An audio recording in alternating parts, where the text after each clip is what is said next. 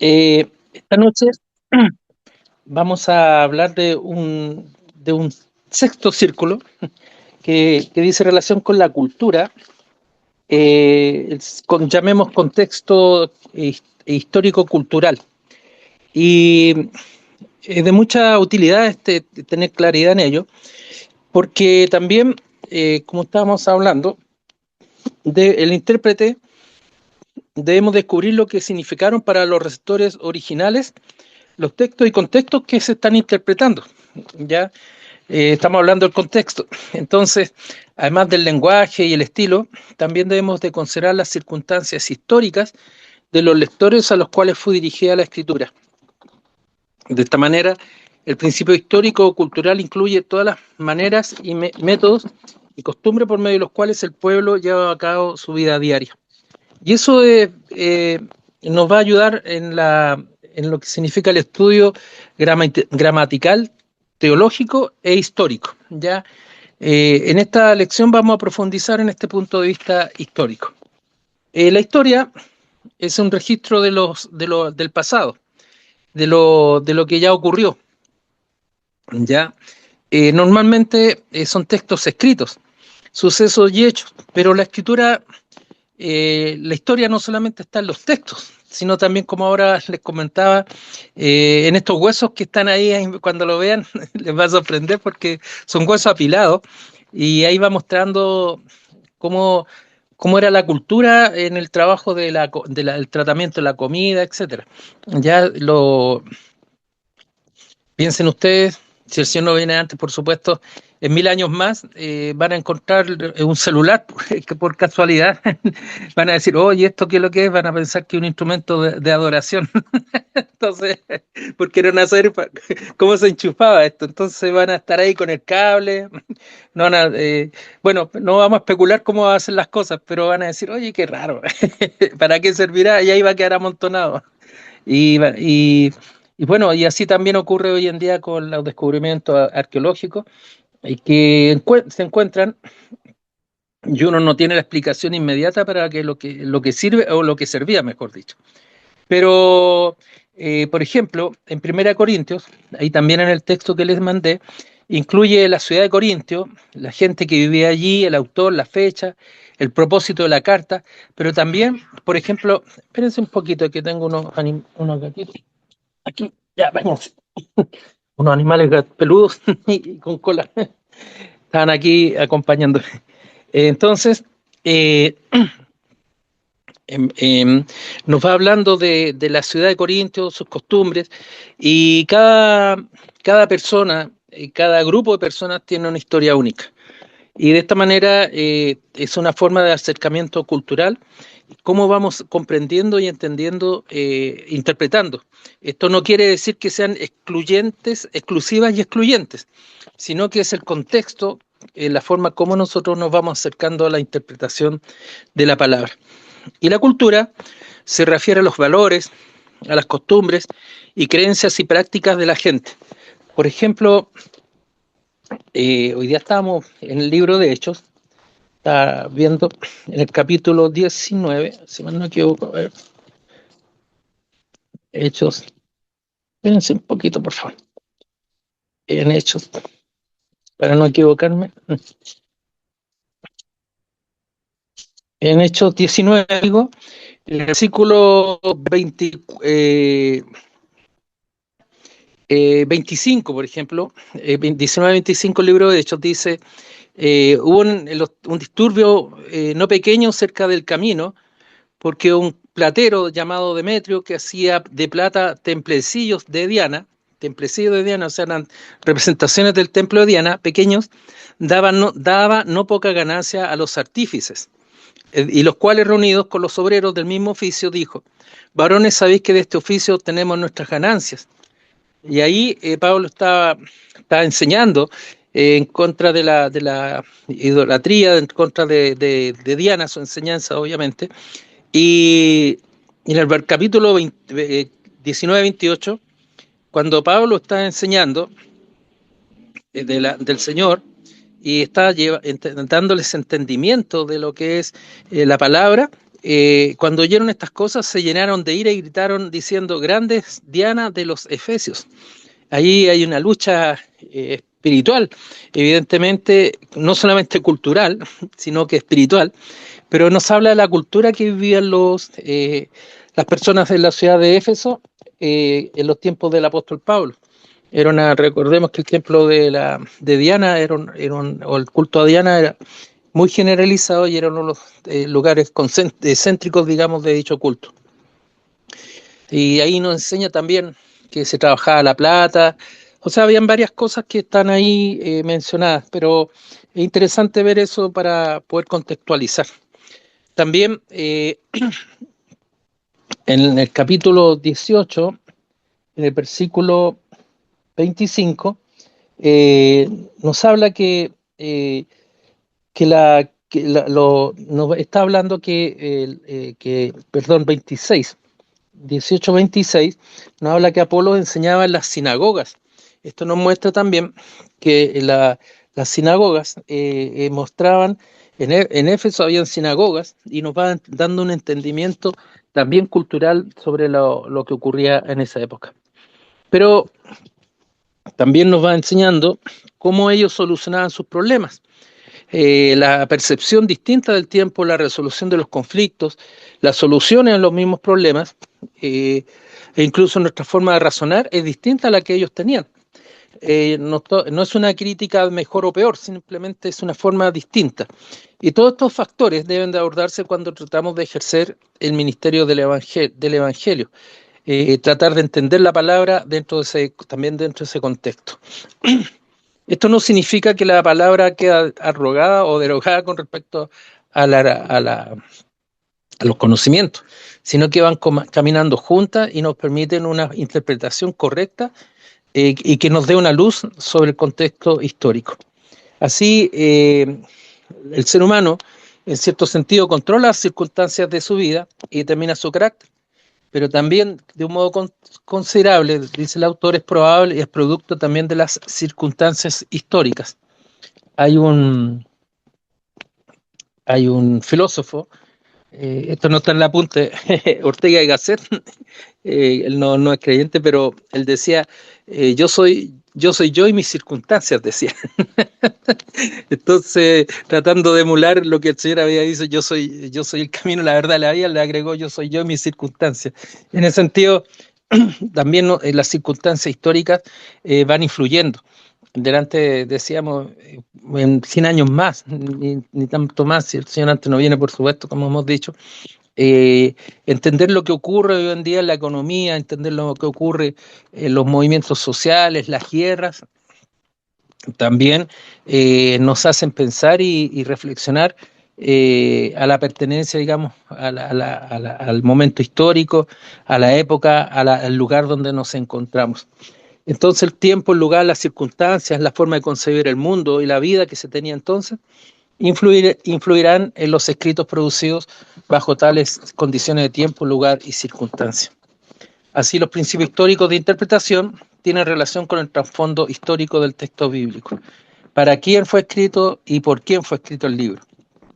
En las lecturas breves que hemos tenido ahora, respecto al apóstol Pablo y Apolos, vemos que ambos vivieron un tiempo en la ciudad de Éfeso y ahí habían sinagogas, ahí se enseñaba, ahí se adoraba a Diana, a la diosa Diana, y que habían trabajos también, una economía bastante fuerte en torno a dicho culto.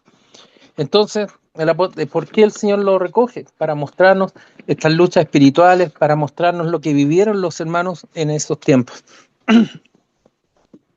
¿Y por qué fue escrito el libro y qué influencia tuvo en el escenario histórico del momento de la formación del libro? ¿Cuáles son las costumbres y el ambiente de aquella gente de aquel entonces? Éfeso es muy distinta a lo que es hoy día la ciudad. Hoy en día Santiago mismo, los que vivimos aquí o las personas donde quiera que nos encontremos, las ciudades o los lugares donde estamos hace 100 años eran muy distintas o 200 años, es muy distinta a lo que podemos ver hoy en día. Y eso es parte del proceso histórico, cultural que van viviendo los pueblos, las naciones y las personas. el otro día también me gusta leer harto la historia, por eso lo menciono. Acá en Santiago también, cuando leía yo un artículo bien interesante, un libro, eh, decía cuando Pedro Valdivia llegó acá a Santiago, no llegó a una selva, habían verdaderas pueblos, organizaciones, activos, etcétera. Entonces no es que Pedro Valdivia cuando llegó aquí al Valle Central encontró una selva y ahí desvalió, ¿no? Llegó a un lugar instalado y hay mucha cultura inca y de los pueblos originarios que obviamente no se recoge o se olvida simplemente. Pero bueno, esa es tarea de los arqueólogos. En cuanto a la palabra, vuelvo a insistir, nos ayuda a nosotros a comprender la enseñanza, nos ayuda a comprender el momento y el lugar donde se vivió. Debemos de preguntarnos, dice Basáez, preguntarle al texto para quién fue escrita esta carta o este libro. ¿Cómo podemos saber respecto al escritor, el ambiente, la preparación, etcétera? ¿Qué experiencia o situación dio origen al mensaje? En el caso de Apolos, vemos que él era un hermano que predicaba con denuedo, pero y hablaba del Señor, pero solamente predicaba el bautismo de Juan. Entonces Priscila y Aquila lo toman, dice la palabra, y lo corrigen, lo calibran. A veces hay hermanos que con denuedo, con fuerza predican, pero les falta un poquito para poder y entregar adecuadamente la enseñanza. Y ahí es lo que hay un ejemplo en Apolos. También vemos el caso del apóstol Pablo, que también en Éfeso, desde otro punto de vista. Él también estaba predicando, pero se enfrentó a estos orfebres o artistas que preparaban y hacían figuras de plata o trabajaban la plata para el honor de la diosa Atena. Entonces, Diana de los Éfesos. Entonces, de esta manera, también hay una experiencia distinta. ¿Cuáles son los personajes principales del libro? Entonces debemos tener presente en nuestro objetivo que el colocarnos en el escenario viviente de la época en que se escribió el libro y compartir y entender las penas, las pruebas y las alegrías. ¿Cuáles eran las preocupaciones de ese momento? ¿Cuáles son las dificultades? Cuando el apóstol Pablo escribe la carta a los Efesios, es distinta la circunstancia a la que él vivió cuando estuvo en Éfeso en libertad. Entonces, ¿cuáles son las preocupaciones del momento? ¿Cuál es el anhelo del escritor? ¿Cómo veía Dios su situación? De esta manera uno va aprendiendo y se va interiorizando, eh, va conociendo el texto. La predicación exige, o la enseñanza exige no correr, sino de dedicación, preguntarse para poder entender en este caso, en el contexto histórico de lo que ocurrió. Así, el Kentin McGinn utiliza dos pasos en forma de cuestionario que nos aportará información respecto a la historia y la cultura que encierra un texto bíblico. En la figura que ustedes van a tener en la página 73, hay un círculo mayor que es el contexto histórico de un libro completo, que es el círculo grande, y un círculo pequeño que está al interior, que es el contexto histórico y cultural del pasaje. Ya, si uno piensa en Éfeso, era una ciudad griega, pero en los tiempos del apóstol Pablo estaba conquistada por Roma. Entonces, ya hay un contexto político a considerar. Entonces, el círculo grande, encontrar el contexto histórico general de un libro completo. Y para eso debemos preguntarnos sobre el autor y los lectores. Quizá usted ya sabe alguna de las respuestas, pero muy útil ayudarnos consultando algunas Biblias de estudio o comentarios bíblicos. No hay que tener temor a ello. Sí que hay que buscar buena literatura. A veces sobre todo en Internet, hay mucha, no quiero ser ofensivo, pero hay mucha basura teológica, digo yo, porque hay mucha enseñanza que se aparta de la Biblia. Entonces uno debe leer, no digo que no aprenda nunca el computador, pero sí debemos de ser muy cuidadosos. Y en el caso del libro que estamos estudiando, hay 8 preguntas que formularnos para poder comprender el contexto histórico. El círculo grande, vale decir, las preguntas sobre el autor. ¿Quién era? ¿Cuándo escribió el libro? ¿La época? ¿La fecha? ¿En qué entorno estaba? ¿Qué relación tenía con las personas a quien escribió? ¿Y cuál fue su propósito? Y respecto a quienes recibieron el libro, es decir, quiénes eran, cómo era su ciudad o pueblo, cuál era su condición social, eran judíos o gentiles, eran ricos o pobres, eran pastores o miembros de una iglesia. Son distintos contextos, distintos lugares que van recibiendo el mensaje. Ahora, el círculo pequeño, encontramos el contexto histórico y cultural específico del pasaje. En el párrafo anterior, vimos el contexto general, el contexto de un libro completo, pero ahora también en el círculo más pequeño vemos el contexto histórico-cultural específico del pasaje. Y delante me detuve en el libro de Hechos, en el capítulo 18, del 24 al 28, que habla de Apolos, pero nos habla de un contexto de sinagoga, nos habla de un judío, nos habla de Priscila y Aquila, que eran nombres de griegos, son nombres griegos esos, pero nos va mostrando también un contexto de multicultural en la ciudad de Éfeso, de enseñanza, de cuidado por el hermano, por la enseñanza, por la doctrina. Y en el capítulo siguiente, en el 19, en el capítulo 23, vemos que comienza anticipando un conflicto. Dice, hubo aquel tiempo un disturbio no pequeño acerca del camino. El camino es la palabra de Dios, el Evangelio. Recuerden ustedes que antiguamente los cristianos se les llamaba los del camino. Entonces ahí Pablo tiene un problema, un conflicto grande, y lo explica porque fue una lucha espiritual. No es una lucha cultural, no es una lucha económica, así se presenta por parte de los artífices, pero el Señor nos está mostrando que hay una guerra espiritual con los que adoradores de Diana, de los Éfesos, y la enseñanza de nuestro Señor Jesucristo de salvación. Entonces, aquí hay preguntas también que debemos de exploración, que debemos de señalarlo respecto a un pasaje específico. ¿Cómo se relaciona el pasaje específico con el propósito del autor? Hay detalles históricos específicos que explicar, hay detalles culturales específicos que explicar, roles, valores o costumbres sociales, intereses económicos, asuntos políticos, creencias o prácticas religiosas. Ahí los pasajes que hemos visto creo que es bastante clarificador respecto a esta situación de poder comprender el contexto histórico, cultural del lugar donde se escribe o para quienes se escribe. En la hoja de estudio que se nos presenta en la página 75, comienza trabajando con la primera carta de Pedro y comienza diciendo quién es el autor. Esta epístola afirma haber sido escrita por Simón Simón Pedro, en capítulo 1.1. Ya hay evidencia histórica por los padres de la iglesia que sustentan esta afirmación. Ahora, el autor se refiere a su propia muerte inminente en términos que evocan las palabras de Jesús a Pedro, el capítulo 1.14. Afirma haber sido testigo ocular de la transfiguración, en la transfiguración del monte. Y aparece sugerir una conexión entre esta epístola y primera de Pedro. Entonces, ahí vemos una conexión respecto del autor, además que él se identifica como tal. Aquí hay que ser también cuidadoso.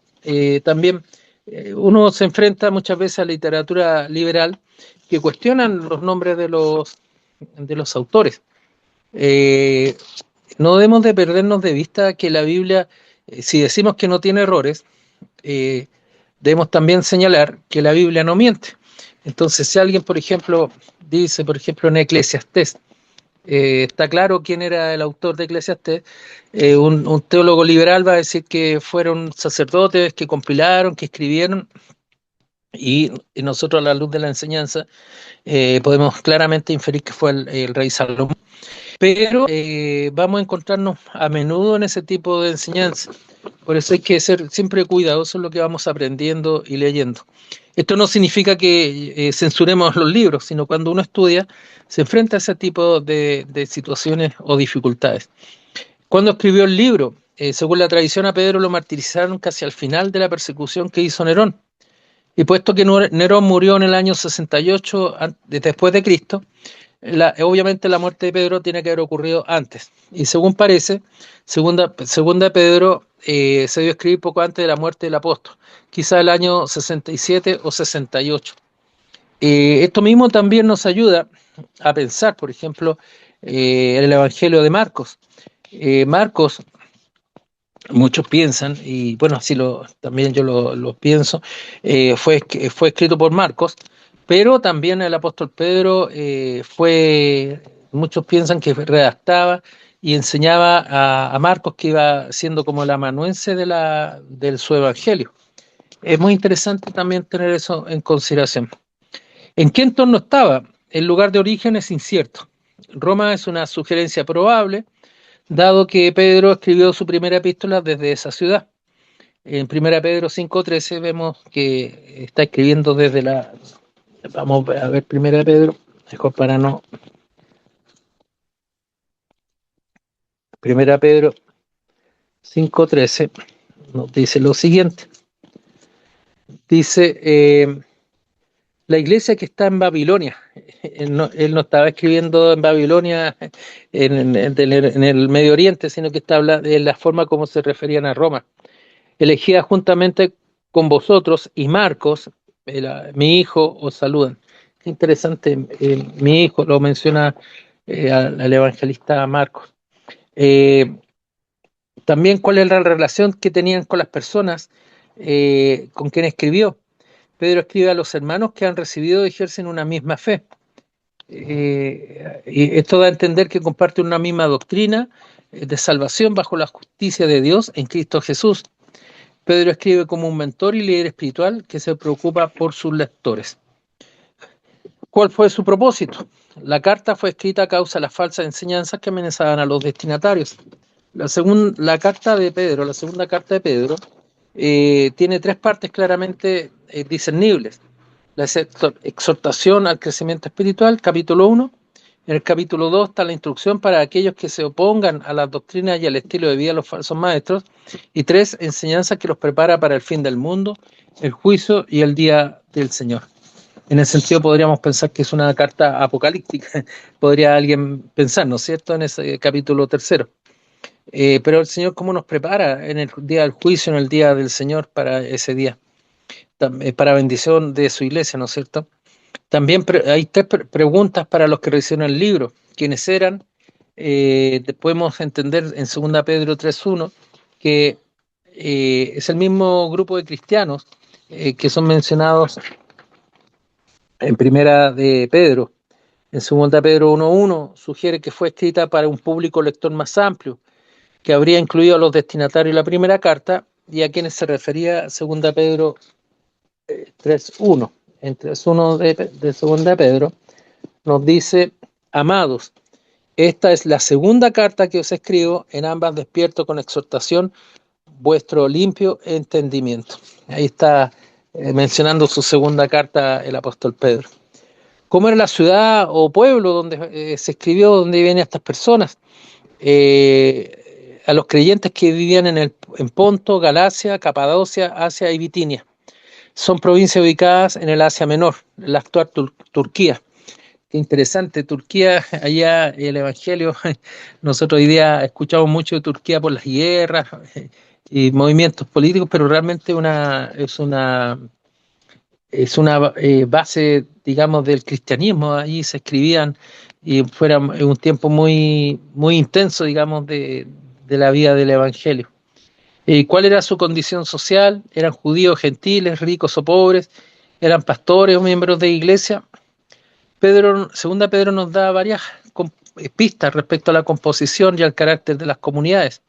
Los destinatarios eran mayormente gentiles y no judíos. Miren ese punto. Aunque hay alguna referencia a la literatura y a historias judías, estas no son evidencia positiva de un trasfondo judío en los receptores. Más bien la manera en que Pedro describe la vida anterior de los conversos indica que fueron salvos del paganismo. Estos han huido de la corrupción que hay en el mundo a causa de la concupiscencia. Capítulo 1, versículo 4. Han huido los que viven en el error, 2:18, y han escapado de las contaminaciones del mundo, 2:20. Los maestros falsos seducen con concupiscencia a la carne y soluciones a los cristianos. Los atraen a la inmoralidad del paganismo. Esto es interesante porque el paganismo es inmoralidad, es muerte.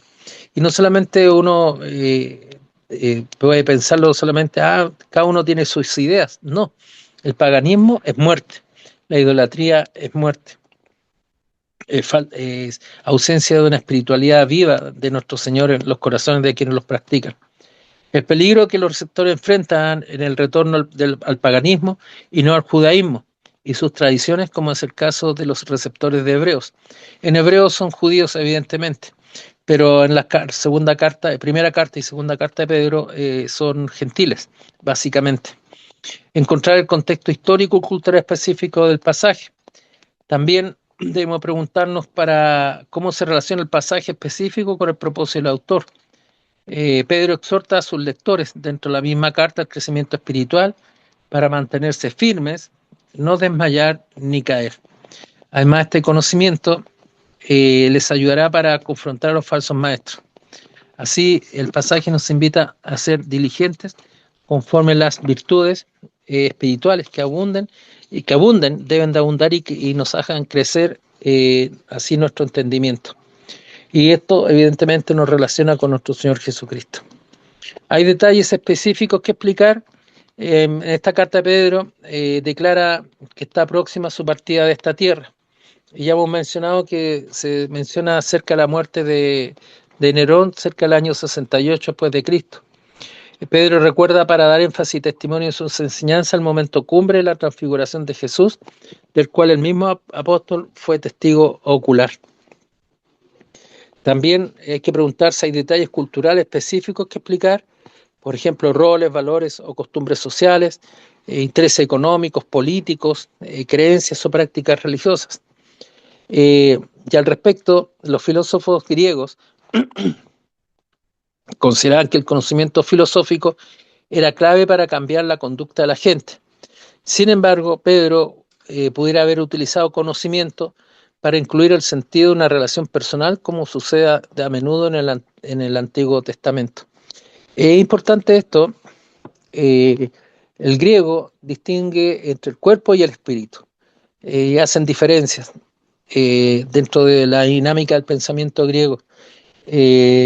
Nosotros sabemos que es tan real lo espiritual como lo material. No es algo ficticio, no es algo inventado. La espiritualidad del creyente es algo real. Y eso, por eso no es una visión filosófica del entendimiento del Evangelio, sino que es real. Transforma los corazones, las vidas. Y la vida del creyente se ve cuando uno recibe al Señor, cuando somos aceptados por el Señor, nuestra vida es transformada, nuestro estilo de vida es transformado.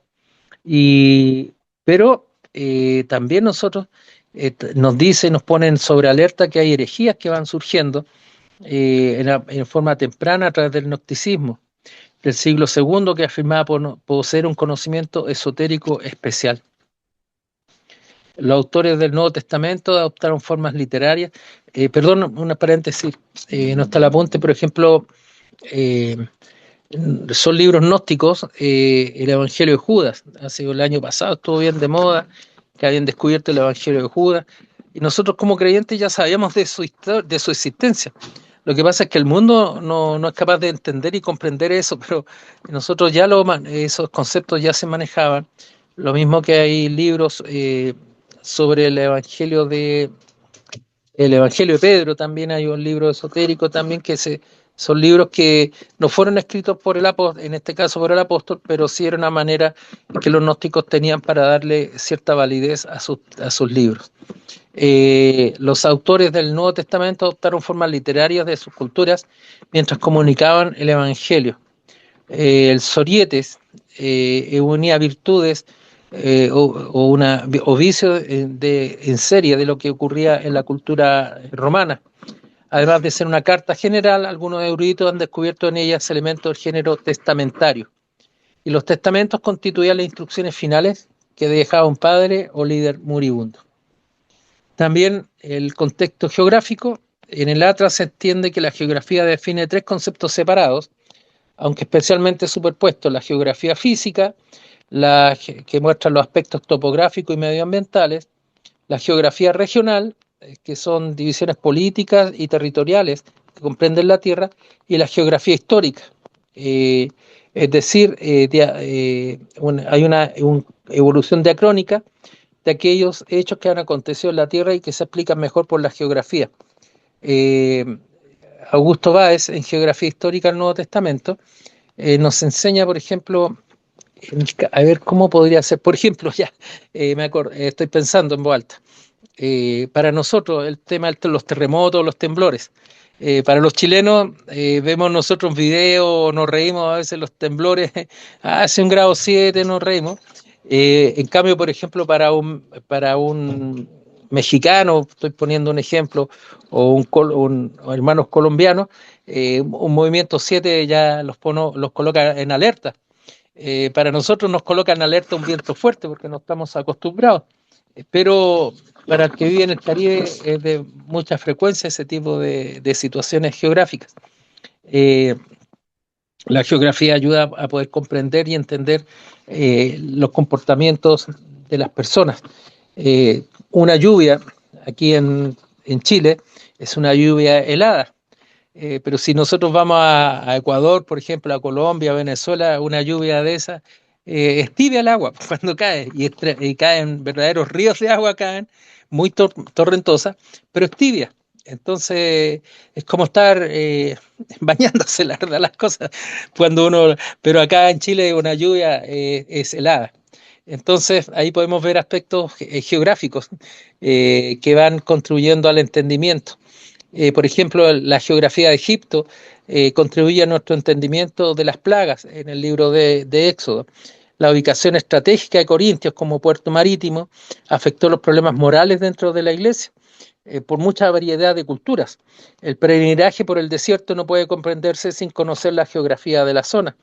Así son aspectos de importancia que son importantes a la hora de interpretar las escrituras.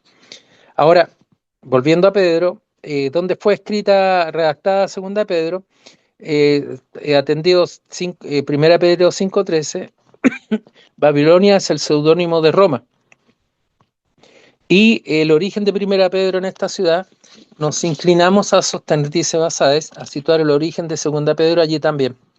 Sabemos que Pedro pasó algún tiempo en Roma antes de su muerte, de modo que la ciudad imperial parecía ser un lugar probable. También sabemos que Pedro viajó y visitó iglesias, por ejemplo, en Corintio. Y sin embargo, debemos llegar a la conclusión de que, dada la ausencia de algún material que pueda aportar hechos específicos, nos encontramos, y siendo honestos, ante la imposibilidad de determinar el lugar de origen de segunda Pedro. Hay que ser siempre cuidadosos. Nosotros lo más seguro es la palabra del Señor, no la especulación que a veces ocurre. Por ejemplo, hoy en día se los comento, que muchas personas lo elevan a la categoría ya de fe. Por ejemplo, la negación de Pedro, que recogen los evangelios, cuando canta el gallo.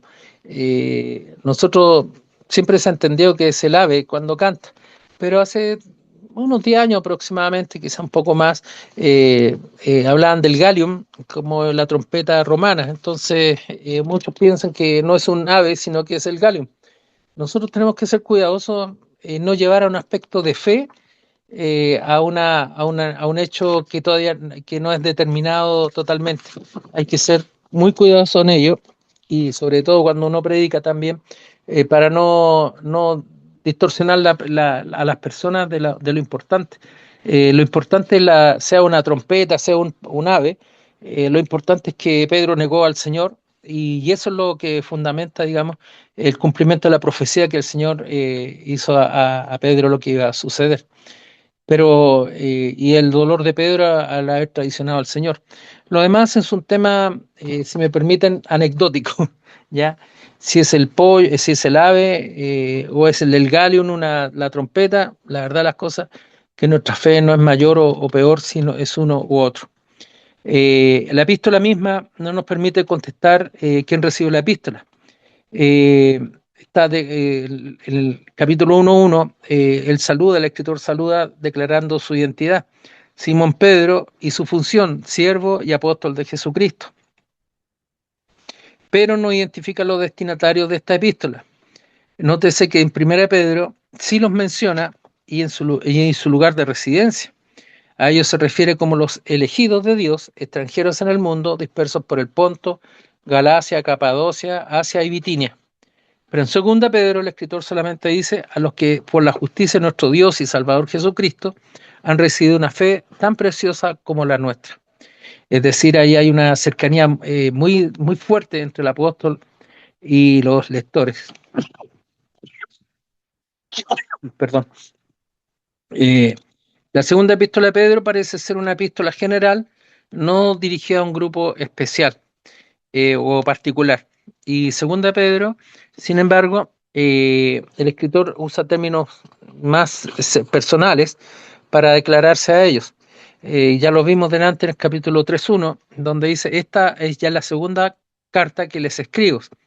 Y si relacionamos el capítulo 3.1, segunda Pedro 3.1 con 1.1 de primera Pedro, podemos llegar a la conclusión de que los lectores residen en Ponto, Galacia, Capadocia, Asia y Bitinia. Es decir, está hablando de cristianos que viven en el Asia Menor.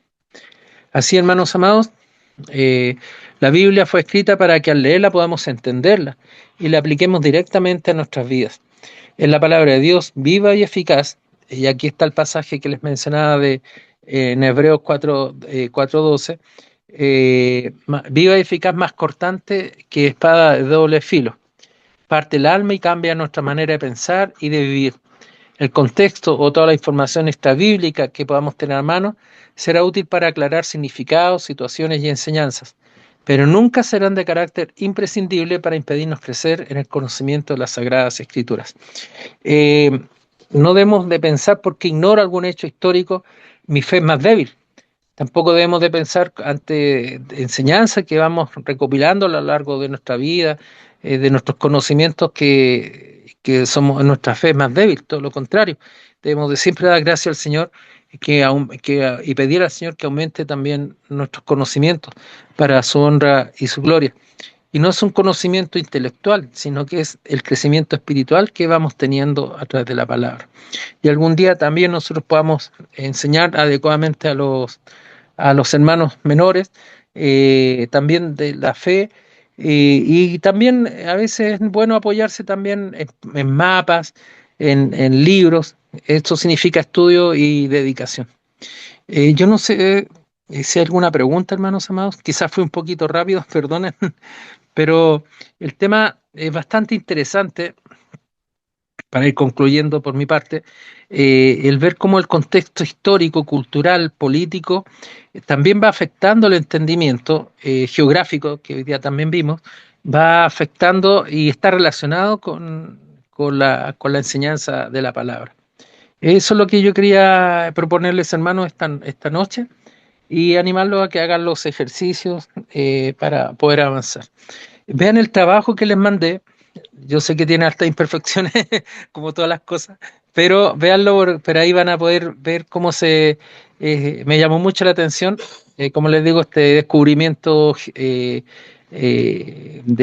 estos arqueólogos que encontraron huesitos pelados y que nos hablan tal como Hebreo nos enseña, eh, en capítulo 4:12. No sé, ¿alguna pregunta? ¿Alguna duda, aclaración? Ya, mis hermanos. Yo, Vamos a hermano, concluir. Ah, perdón, ¿quién está hablando? sí, No lo hermano, veo. le quiero hacer Ah, una consulta. hola, hermano Samuel, buenas noches. Buenas noches. Y la consulta que le tengo es con una parte de la clase que usted mencionó acerca de que hay que tener cuidado con las fuentes que de repente uno encuentra y Sí, consultan y tienden a poner en duda la autoría que tradicionalmente se ha aceptado y que en otras ocasiones está más explícita en los libros. Y la consulta que tengo es que en ocasiones yo he consultado Biblias de estudio y textos que no son liberales. Por ejemplo, la Biblia de Estudio de la Reforma, que no sé si estará de acuerdo, pero considero que no es para nada liberal.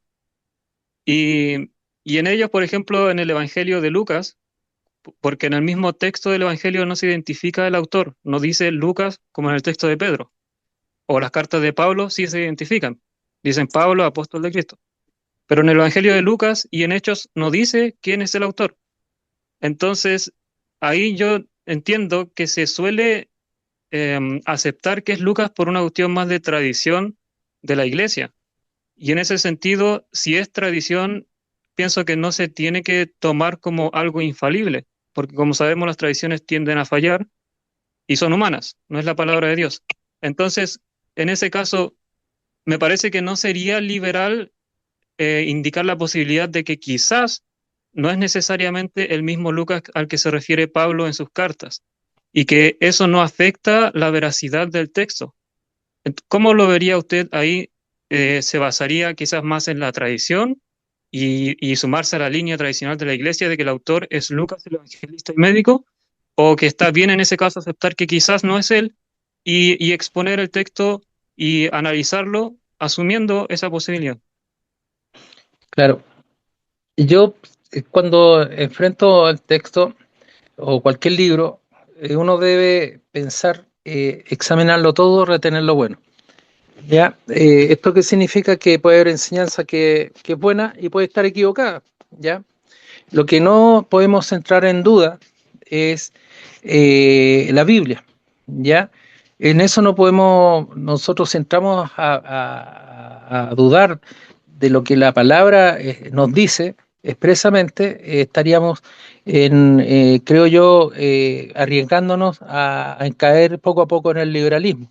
Esto no quita, y este es el argumento que han usado las escuelas alemanas, de ir profundizando en el estudio y el análisis de los textos bíblicos. Pero, por ejemplo, si a mí es un tema neutro para mí, si Lucas, lo mismo ocurre con la carta a los hebreos. No, para mí es un tema secundario que no afecta la fe ni la enseñanza, el que sea Lucas o Apolo en el caso de la carta a los hebreos o Pablo u otro autor, no lo dice la palabra, la fe ni la enseñanza. Pero sí me preocuparía, por ejemplo, que cuando a mí está clara la palabra en la primera epístola de Pedro, donde dice Pedro, poner en cuestionamiento que sea otro autor. Ahí me complicaría a mí el tema, ¿ya? Pero lo demás uno tiene que estudiar, tiene que preocuparse y profundizar. Lo que es fe, lo que se trata de la Biblia es Biblia, pero no recortar la Biblia en aras a hacer descubrimientos novedosos. Y sobre la Biblia, la Reforma, se llama así porque en la Biblia de Ginebra, que fue traducida, digamos, y hoy en día, a Dios gracias, tenemos esa versión que es bastante similar, no es exacta, pero nos habla de la unidad de enseñanza con la Biblia que nosotros utilizamos normalmente de la Reina Valera, ¿ya? Entonces, no es un tema de este sí, este no, sino examinarlo todo, retener lo bueno. Hay enseñanzas que olvidan a Cristo, hay enseñanzas que hablan de que la Biblia contiene la palabra de Dios. Nosotros afirmamos que la Biblia es la palabra de Dios y en ese sentido estar tranquilo, digamos. Lo que la Biblia dice, eso es tranquilidad absoluta. Lo que no dice, hay cosas que son ocultas que algún día el Señor las va a revelar. Quizás nosotros no las podamos ver en este tiempo, pero el Señor va a encargarse de, en algún día que nosotros vamos a tener pleno conocimiento de las cosas. Eso yo le diría a mi amado hermano. Y tranquilidad nomás, no hay que angustiarse, digamos, o prohibir libros. Yo bueno, me considero una persona que, a Dios gracias, el Señor me permite leer, me gusta leer, pero eso no significa que todo lo que digan los libros yo me lo voy a tener que creer, tengo que examinarlo, analizarlo, y porque eso es lo que el Señor nos ha dado, la libre interpretación de las escrituras también, no hay que olvidar eso. Así, gracias hermanito por la pregunta. ¿Alguna otra pregunta, consulta? Ya. Entonces, ¿quién, quién podrá dirigir la... Ah, perdón, apreté un botón. Perdón. ¿Quién podrá dirigir la oración final? Ya, la voy a dirigir. ¿Robinson podrá o no? Ahora, ¿Me escuchan ahora? Sí. ahora sí, bien, hermano. Amén. Tengo algún problema con la configuración de mi Zoom en el computador, así que hice el Ah, switch ya. a mi tablet. Ah, buena, buena. Esa tecnología hay que usarla bien. Sí, sí. Ya, Oremos ya, entonces. hermanito. Amén. Ok. Señor eterno, Rey de Gloria, te alabamos y te bendecimos, Señor, y te damos las gracias por este tiempo que tú nos has permitido, Señor, reunirnos en torno a tu palabra. Gracias por unirnos en un solo espíritu y agradecemos también el trabajo de los profesores. Padre, como siempre, pedimos que tú nos ayudes a retener estas verdades, Padre, que sean de servicio para nuestras comunidades. Dios mío, ayúdanos en todo tiempo para poder ser fieles transmisores de tu palabra. Te damos toda la honra y toda la gloria. Oramos en el nombre precioso de Jesús. Amén. Amén. Buenas noches, amados hermanos. Hagan las tareas. Que se los bendiga. Buenas noches. Chao, chao.